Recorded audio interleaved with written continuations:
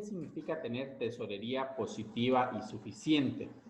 Significa que nosotros contemos con las disponibilidades necesarias, ¿está bien? Con las disponibilidades necesarias para cubrir lo que son las transacciones, las necesidades de disponibilidad de recursos en efectivo para cubrir las transacciones y además para tener un margen de seguridad.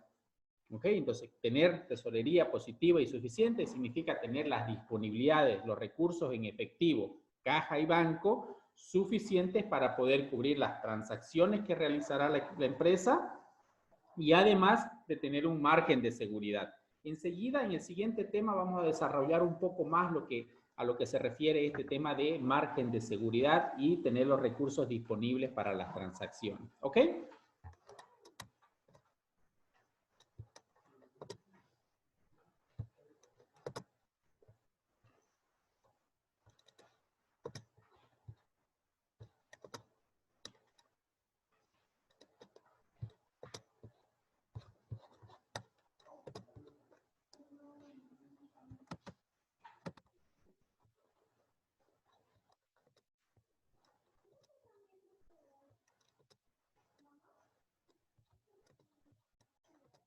Vamos justamente a ese tema, ¿ok? Ese tema se llama administración del capital de trabajo. Administración del capital de trabajo. Vamos a empezar viendo qué es el capital de trabajo. El capital de trabajo es la parte de la inversión de corto plazo que se utiliza en las operaciones. Esta parte de inversión de corto plazo circula de una forma u otra en el funcionamiento diario de la empresa. ¿Por qué se dice que circula de una forma a otra? Me refiero al ciclo de operaciones, que algo vimos ya cuando estuvimos analizando los indicadores de rotación. Nosotros tenemos efectivo, fíjense, las disponibilidades, el efectivo es parte del capital de trabajo. Tenemos efectivo, este efectivo, utilizamos este efectivo para comprar inventario, para comprar mercadería. El inventario también es parte del capital de trabajo. Ese inventario lo vendemos y una parte vuelve al efectivo, otra parte que se vende al crédito pasa a las cuentas por cobrar. Entonces nosotros tenemos que las cuentas por cobrar también son parte de ese ciclo de operaciones y parte del capital de trabajo. Cobramos esas cuentas y vuelven a las disponibilidades. Esa inversión que circula del efectivo al inventario, a las cuentas por cobrar y nuevamente al efectivo se le llama capital de trabajo. ¿Ok? Entonces, cuando ustedes escuchen el criterio o escuchen el que se dice capital de trabajo, se refiere a eso. Ese es el capital de trabajo. Ahora, ¿cuál es el capital de trabajo neto? El capital de trabajo, entonces, es el conjunto de disponibilidades, cuentas, inventario y cuentas por cobrar. Ese es el capital de trabajo. Ahora, ¿cuál es el capital de trabajo neto? Es la diferencia que hay entre esos activos circulantes de la empresa o activos de corto plazo y los pasivos de corto plazo. Activos de corto plazo menos pasivos de corto plazo. ¿Ok? Ese es el capital de trabajo neto. En el tema anterior yo le decía que uno de los criterios que se habla en finanzas es de tener las masas patrimoniales equilibradas. Entonces nosotros ahí teníamos que las fuentes las inversiones de corto plazo se financiaban con fuentes de corto plazo. Activos de corto plazo igual a pasivos de corto plazo. Sin embargo, las empresas, para no tener ningún problema en cuanto a las disponibilidades, lo que hacen es generar un margen, hacen que su capital de trabajo sea un poco más amplio de lo que es su pasivo de corto plazo, que son sus obligaciones de corto plazo. ¿Para qué? Para no tener problemas en cuanto a las disponibilidades. ¿Está bien? ¿Cuánto debe ser el capital de trabajo neto? Eso depende de la empresa. Depende de la empresa. Hay empresas que necesitarán que su capital de trabajo neto sea un poco más amplio que otras. Hay empresas que trabajan de forma estacionaria, ¿está bien? Donde nosotros tenemos picos en ciertos meses en cuanto a las ventas y bajas en otros meses. Hay otras empresas que su comportamiento es más regular. Entonces, dependiendo del tipo de empresa, dependiendo del movimiento que tienen en sus ingresos y en sus gastos, pues el capital de trabajo tendrá que ser un poco mayor o un poco menor. ¿De acuerdo? Bien, dentro del capital de trabajo, nosotros, ¿qué vamos a ver? Vamos a ver algunos criterios que debemos tomar en cuenta para administrar el capital de trabajo. Es decir, para administrar las disponibilidades, para administrar las cuentas por cobrar, para administrar el inventario. ¿De acuerdo? Vamos a ver algunos criterios. ¿Qué son las disponibilidades? Es el dinero en efectivo que la empresa maneja. ¿Está bien? Es el dinero en efectivo. Eso lo tiene en caja y en bancos. Ese es el dinero de las disponibilidades. ¿Por qué nosotros tenemos disponibilidades? Fíjense, todas las otras inversiones de alguna manera nos generan un rédito. Las inversiones en activos fijos, las inversiones en inventario, en cuentas por cobrar, generan un rédito. Pero yo les decía a la clase pasada, justo cuando se cortó la señal, yo les decía, si nosotros manejamos disponibilidades en el banco, no tenemos ningún rendimiento sobre esas disponibilidades. El rendimiento es nulo de esas disponibilidades. Entonces, ¿por qué nosotros manejamos disponibilidades? Nosotros mantenemos disponibilidades al interior de la empresa por 3 razones. Hay 3 razones, y esas 3 razones son las que justifican cuánto de disponibilidades debemos tener. ¿Cuáles son las razones? Transacciones, seguridad y especulación. Transacciones, seguridad y especulación. El motivo o la razón de transacción consiste en tener los recursos disponibles suficientes para cubrir todos los pagos que sean planificados. En base a la información de la empresa, ustedes van a poder prever cuánto de disponibilidades van a necesitar en los meses siguientes. Ustedes van a llevar una materia que se llama presupuestos. En el siguiente semestre, si mal no estoy, van a llevar la materia presupuestos. En presupuestos ustedes van a hacer presupuestos de caja. ¿El presupuesto de caja qué es? Es una estimación de cuánto de ingreso van a recibir en cada periodo, puede ser mensual, generalmente es mensual, y cuánto van a necesitar para poder cubrir las transacciones. Entonces, ¿cuánto de disponibilidad tienen que tener? Lo suficiente para cubrir esas transacciones planificadas. Ese es el motivo de transacción, cubrir las operaciones planificadas, las transacciones planificadas de la empresa, en base a ese presupuesto de caja que les indico.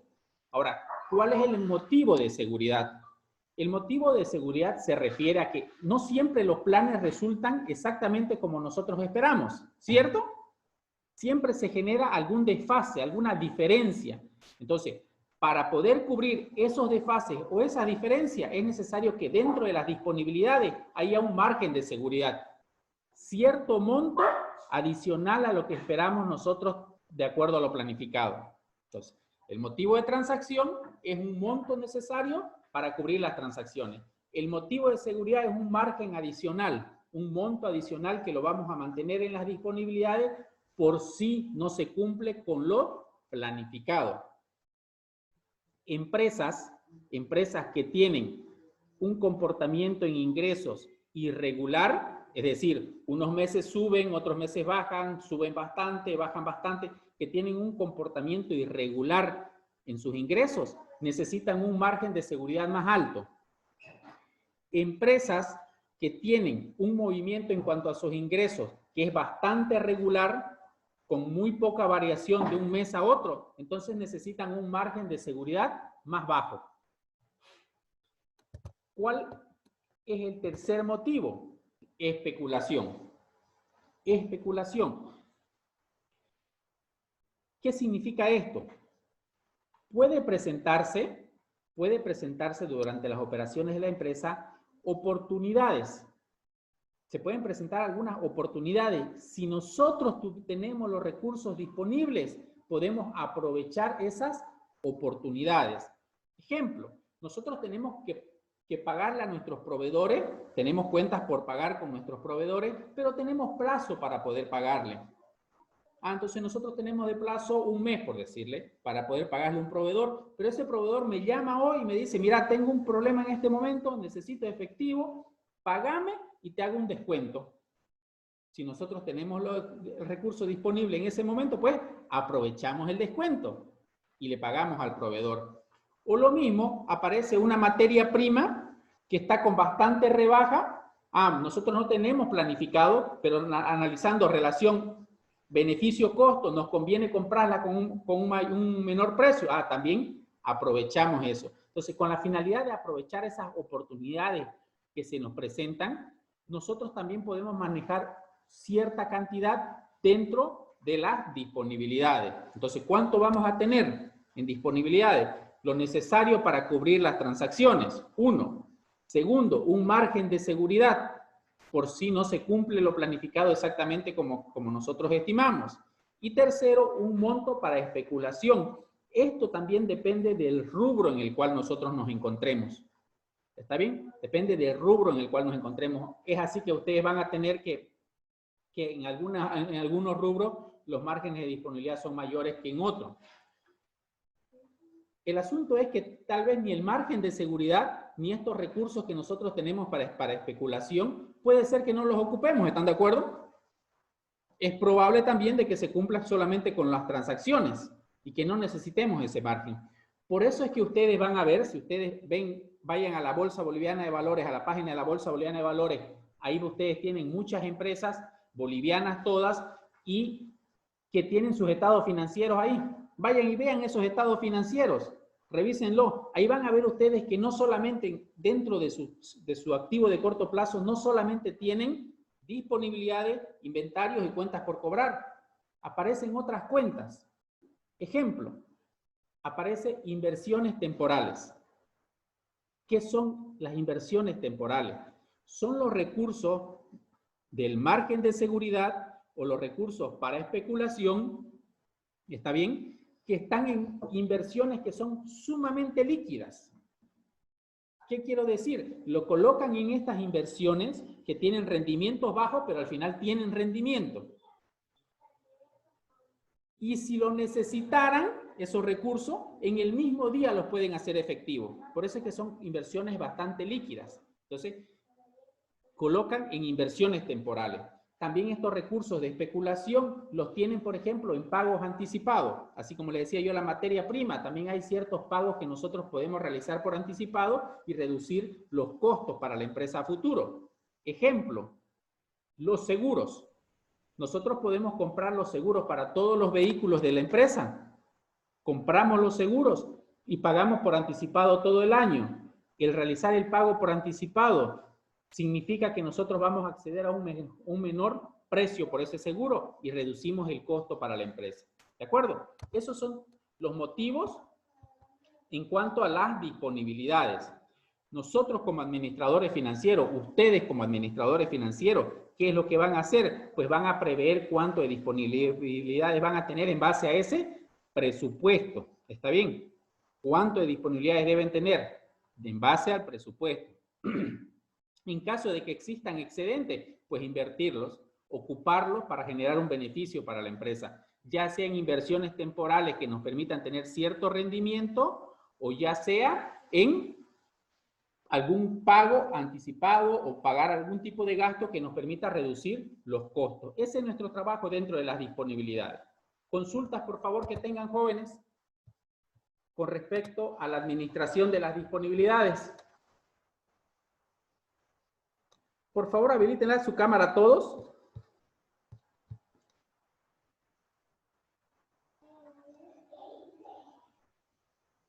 Bien, les voy a pedir que la dejen la cámara habilitada todo el tiempo. ¿Ya? No me deshabiliten la cámara, déjenla así.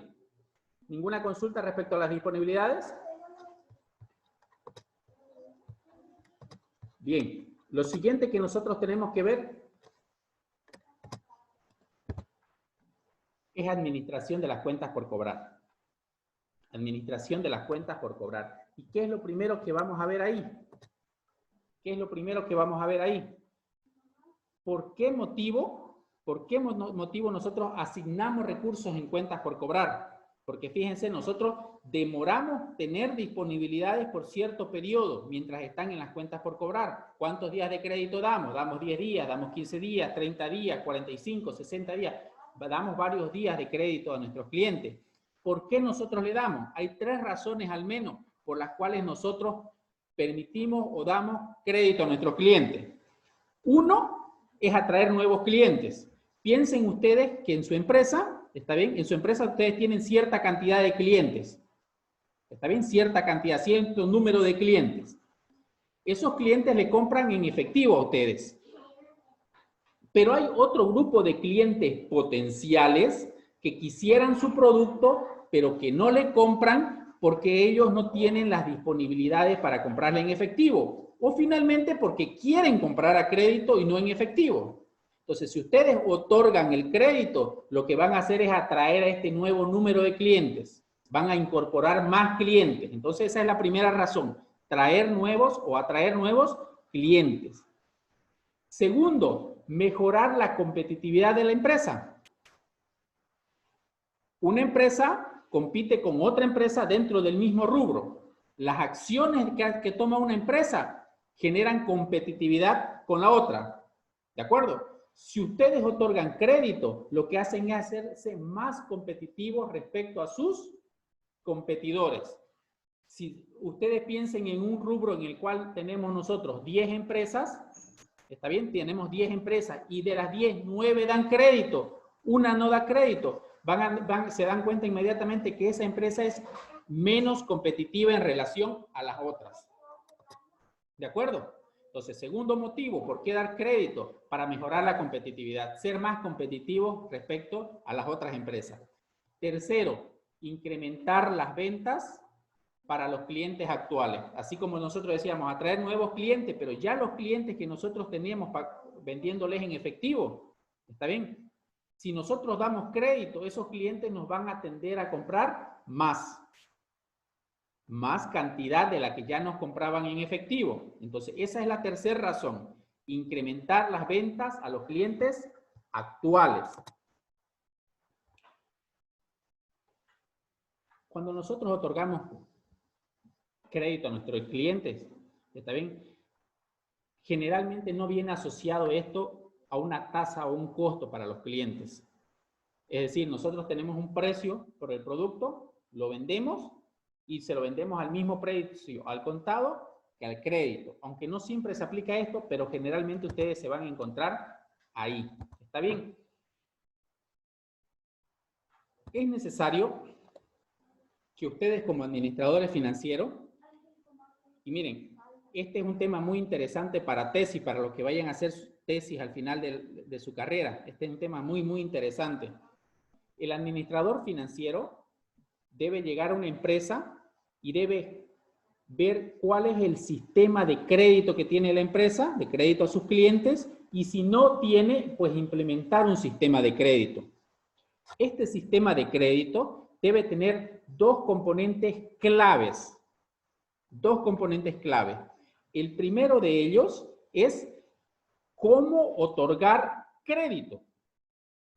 ¿Cómo debo hacer yo como empresa? ¿Cuáles son los pasos, los procedimientos, las políticas que debo tener en cuenta para otorgar crédito? Es decir, ¿cuándo doy y cuándo no doy crédito? ¿Y hasta cuánto doy crédito a mis clientes? Y el segundo componente, que es muy importante, es cómo hago yo para recuperar los créditos otorgados que no me han sido pagados dentro del plazo. Ese es el segundo componente. Entonces, el primer componente, cómo otorgar y cuánto otorgar. Segundo componente, cómo recuperar los créditos que no me han sido entregados. Para otorgar los créditos, dentro de la literatura nosotros de finanzas, tenemos las 5C del crédito.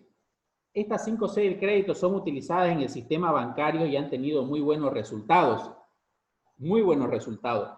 De acuerdo a la característica, al tamaño de la empresa, al rubro de la empresa, al tipo de clientes, la categorización de clientes que tiene la empresa, pues nosotros hacemos adaptaciones dentro de estas 5C del crédito. ¿Qué son las 5C del crédito? Son criterios que debemos tener nosotros en cuenta para saber si le otorgamos o no le otorgamos y cuánto de crédito le podemos otorgar a un cliente. ¿Cuáles son esas 5C del crédito? Carácter, capacidad, capital, colateral y condiciones. ¿A qué se refiere el carácter? Nosotros debemos valorar el carácter que tiene nuestro cliente. ¿A qué nos referimos? A su reputación. ¿Cuál es la reputación de pago que tiene ese cliente? ¿Cómo nosotros lo hacemos? Nosotros podemos acceder, ejemplo, a una central de riesgo. En una central de riesgo podemos verificar si el cliente en el pasado ha cumplido o no ha cumplido con los pagos que debía realizar. Si el cliente ha cumplido, pues tendrá una buena reputación, ¿está bien?, de su carácter para pagar los créditos. Si el cliente no ha cumplido, pues la reputación será mala. Si nosotros no podemos acceder a una central de riesgo, nosotros podemos tener nuestros propios registros como empresa, ¿está bien? O quizás registros dentro de un sector, es decir, el conjunto de competidores que nosotros tenemos, del cumplimiento que tiene el cliente. Lo que una empresa no se puede permitir dentro de su sistema de crédito es otorgarle crédito a un cliente, por ejemplo, que no nos ha venido pagando. No nos ha venido pagando y nosotros le seguimos otorgando crédito. Entonces debe estar enlazado la otorgación de crédito a la información del cliente. Entonces, si el cliente ha cumplido con sus pagos anteriores, nosotros pagamos. O mejor dicho, otorgamos el crédito. Pero si no ha cumplido, entonces no le otorgamos. O por lo menos verificamos el por qué no ha cumplido. A eso se refiere la condición de carácter. Eso es querer pagar. El carácter se refiere a que el cliente va a querer pagar. Está bien. La segunda C del crédito se refiere a la capacidad. Aquí nos referimos a nosotros a va a poder pagar, podrá pagar el cliente.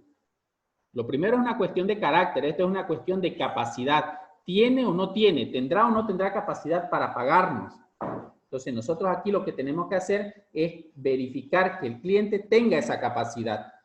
Preguntarnos, ¿cómo puedo hacer yo o cómo puede hacer la empresa para verificar la capacidad del cliente? Podemos pedirle cierta información al cliente. ¿Está bien? Podemos pedirle cierta información al cliente para valorar esto. O podemos también acudir nosotros a nuestros registros.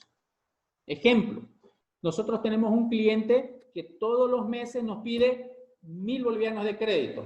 Todos los meses nos pide 1.000 de crédito, 1.000 de crédito, 1.000 de crédito, 1.000 de crédito. Y llega una solicitud del cliente que nos pide 10.000 de crédito este mes. Inmediatamente nuestro sistema debería sonar una alarmita que nos diga, tendrá capacidad el cliente, ha venido cumpliendo, su reputación es buena, ha venido cumpliendo todos estos meses con el pago de los créditos, pero ahora tendrá capacidad para pagarnos 10 meses lo que venía cumpliendo anteriormente o no. Entonces, la persona que otorga el crédito debe tener un procedimiento para actuar en estos casos, para medir la capacidad. Ese es el segundo punto que debemos tomar en cuenta. El tercero es el capital. El capital. ¿A qué se refiere esto? Se refiere al nivel de financiamiento, ¿está bien? Al nivel de financiamiento que tiene la empresa cliente de nosotros, quienes nos compran, es una empresa, ese es nuestro cliente, el nivel de endeudamiento que tiene,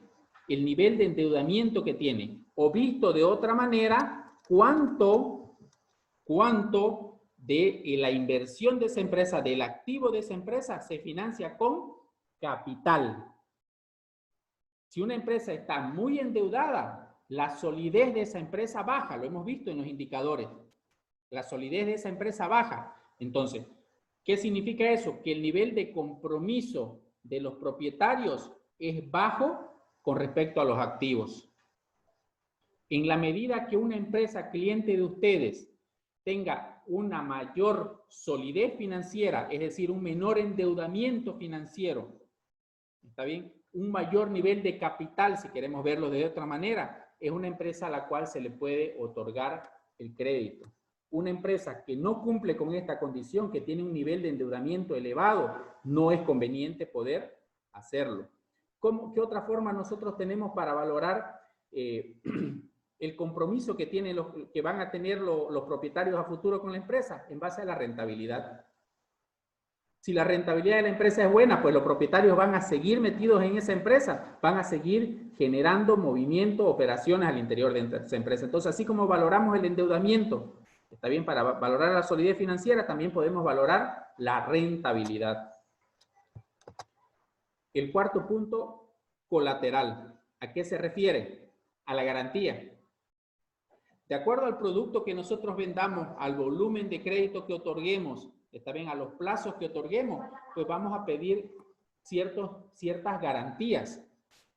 Esto, por si acaso, no se refiere exclusivamente a tener una garantía real registrada. Por ejemplo, yo me voy a comprar una casa y el banco me pide como garantía que esa misma casa esté hipotecada en derechos reales. ¿Sí? Entonces, no se refiere exclusivamente a eso. Sí, eso es parte de esto de aquí. Del colateral es parte de eso.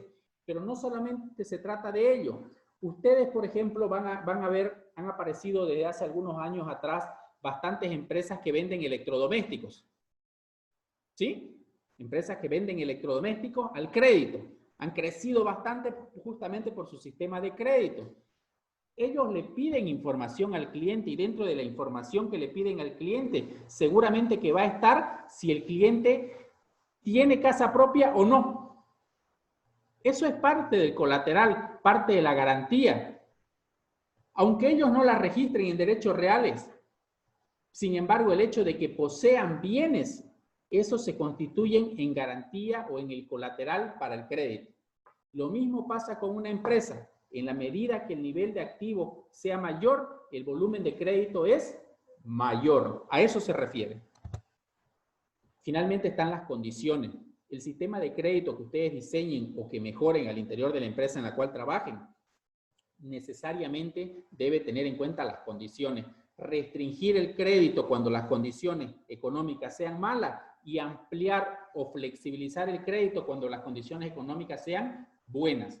En una situación en la cual la economía, ya sea de un sector en particular o de una región, de un país, sea mala, pues el sistema de crédito se tiene que restringir. ¿Cómo lo restringimos? Pidiendo más requisitos, siendo más exigentes en los diferentes criterios que estamos viendo. Así restringimos el crédito.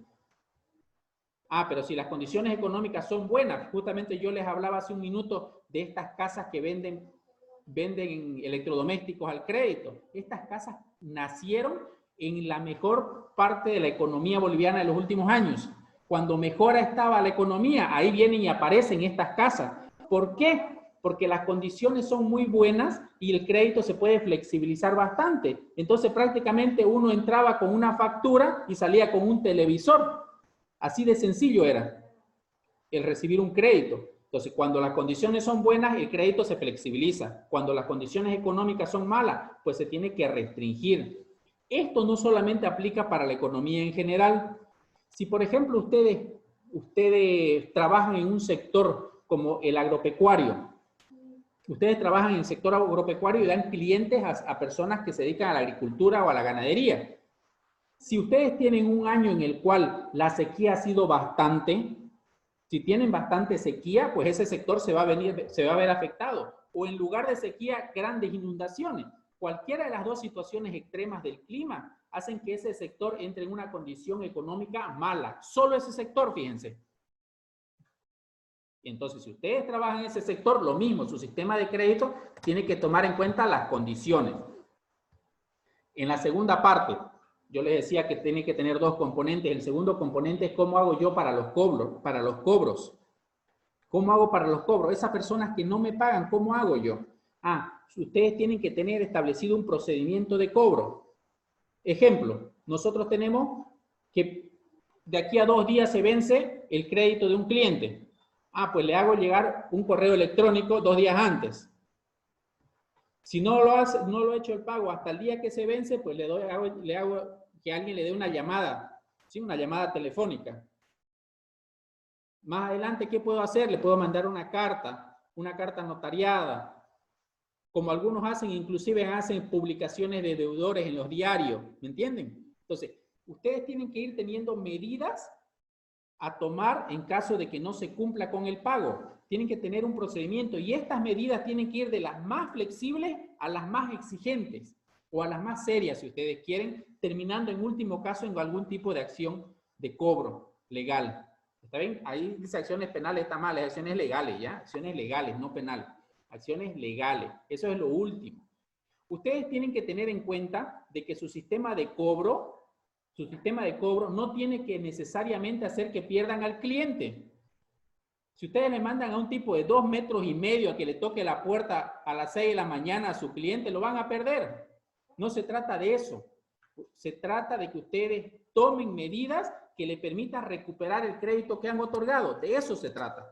Sin perder el cliente. Vamos a ir siendo por eso más exigentes a medida de que el cliente no cumpla. ¿De acuerdo? Consultas, por favor, que tengan con respecto a la administración de las cuentas por cobrar. Y segunda pregunta, en el tema de cobro, ¿cuándo ya se procede legalmente? Eso tendrían que ustedes tenerlo en cuenta en su empresa en base a las experiencias que se tienen. ¿Está bien? Cada empresa lo define. En realidad, ustedes desde el día siguiente ya pueden hacer una acción penal. Una acción legal, perdón. Desde el día siguiente que no les pagaron, ya ustedes pueden hacer una acción legal. Pero les repito, no debemos perder al cliente. Entonces, si no debemos perder al cliente, no es recomendable iniciar una acción legal inmediatamente. ¿Cuándo conviene una acción legal? Cuando vemos que el cliente no nos va a pagar. Finalmente le llamamos para que nos paguen y nos dicen, no les voy a pagar, no me da la gana. ¿Me entienden? Cuando el cliente no tiene la predisposición, no nos va a pagar, entonces amerita la acción legal. Pero tengan en cuenta otra cosa también. Una acción legal genera gasto. Entonces hay que ver si conviene económicamente hacer la acción legal o es mejor dejarlo al cliente a un lado, ponerlo en una central de riesgo interna de la empresa y ya no darle más crédito y castigar esa cuenta como incobrable. ¿A qué me refiero? Ustedes tienen un cliente que les debe 1.000 bolivianos. Para hacerle una acción legal necesitan gastar 2.000 bolivianos. Entonces no le hagan la acción legal.